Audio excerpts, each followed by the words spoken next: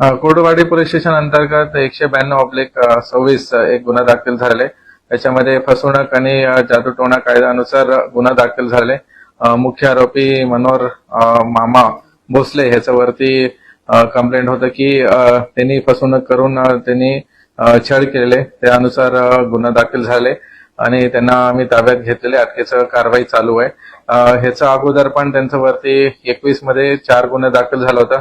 सोलापूर ग्रामीण आणि पुणे ग्रामीणलाही दाखल होता. ह्याच्यामध्ये खास करून बलात्कार, विनयभंग आणि परत जादूटोणाचा कायद्यानुसार गुन्हा दाखल झाला होता.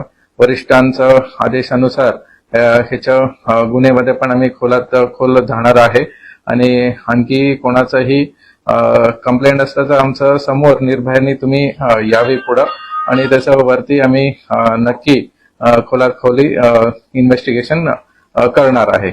धन्यवाद. सर, हे प्रकरण काय सांगता येऊ शकते? कशा पद्धतीची आर्थिक फसवणूक केली?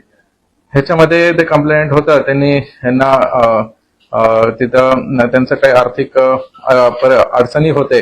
त्यानुसार ह्यांनी जे मुख्य आरोपी आहे त्यांनी सांगितलं होतं की काही पूजा विधी वगैरे करून त्यांचं आर्थिक परिस्थिती चांगलं करून देऊ असं त्यांनी सांगितलं होतं.